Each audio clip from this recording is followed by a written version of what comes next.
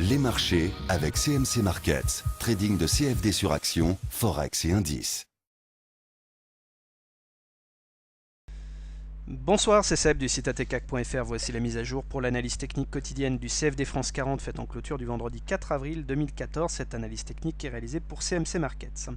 Séance décevante pour l'indice vendredi parce qu'on est quand même venu chercher au plus haut quasiment les 4500 points alors que vous voyez qu'on termine de façon très significative en dessous de ces plus hauts avec 4 points de baisse et on a une longueur de mèche haute qui n'inspire pas tellement confiance pour la séance de lundi. Alors ça s'appelle presque une étoile filante ce chandelier, on a un tout petit corps rouge, normalement on ne devrait pas avoir de mèche basse pour avoir vraiment une étoile filante, mais bon elle est quand même assez négligeable cette mèche basse. Et ce type de chandelier, c'est surtout la psychologie qui compte, on a clairement des plus hauts qui ont été vendus. Ce type de chandelier renvoie plutôt un signal baissier pour la séance de lundi, mais néanmoins doit normalement être confirmé par une bougie baissière pour pouvoir être précurseur d'un éventuel retournement de tendance. Bon, je vous rappelle qu'on est quand même fortement monté des 4182 jusqu'aux 4497, donc ça fait quand même important comme hausse. Ce ne serait pas à exclure une petite pause pour respirer un petit peu. Il demeure qu'au-delà de ce signal un peu inquiétant, on est quand même bien orienté en tendance haussière au-dessus de la moyenne mobile à 20 séances croissantes et au-dessus de la M7 croissante. Et encore une fois, on s'est heurté aux zones de résistance maintes fois signalées, à savoir cette résistance oblique mauve ici, aidée également par la Bollinger supérieure et par la médiane de la fourchette d'Andrews.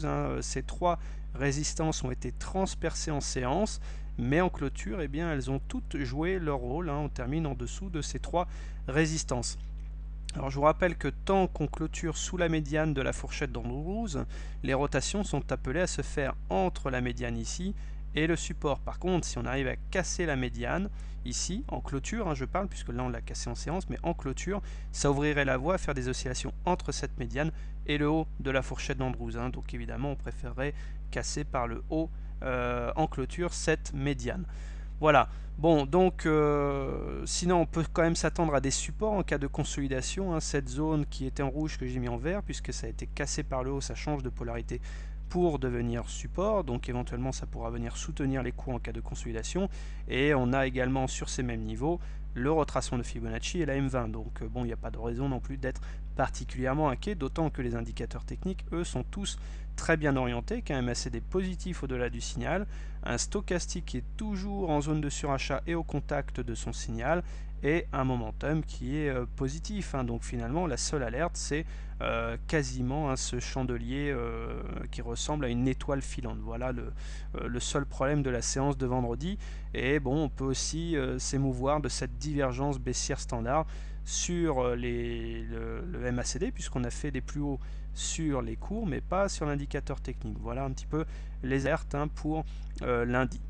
Alors si vous êtes acheteur du CAC, soit vous achetez maintenant puisqu'on est malgré tout en tendance haussière et vous pouvez très bien avoir envie de profiter de cette dynamique. Faites-le prudemment quand même eu égard à ce chandelier qui inspire assez peu confiance.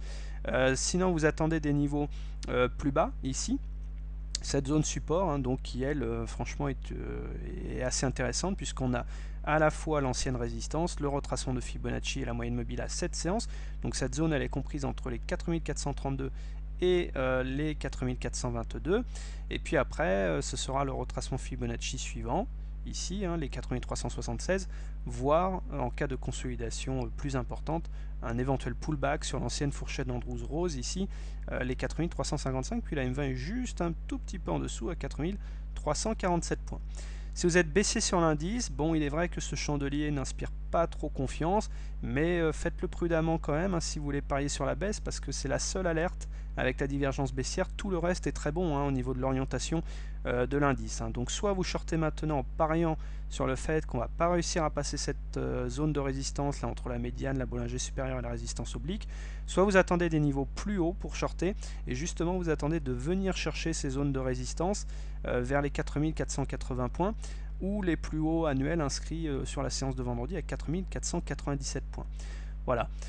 Sinon, après, ce serait un boulevard si on venait casser ces résistances, parce qu'on n'aurait plus de résistance clairement déterminée. Voilà, donc pour résumer cette analyse technique, nous sommes toujours en tendance haussière, dans une dynamique haussière, puisqu'on a encore inscrit un plus haut et que le plus bas de la séance est moins bas que la séance précédente. Les indicateurs techniques sont tous au vert, mais alerte, je le répète, une espèce, on va dire, hein, de quasi-étoile filante et une divergence baissière standard. Voilà, je vous souhaite une très bonne soirée, un très bon week-end. Je vous retrouve lundi pour une nouvelle analyse technique. Bonsoir.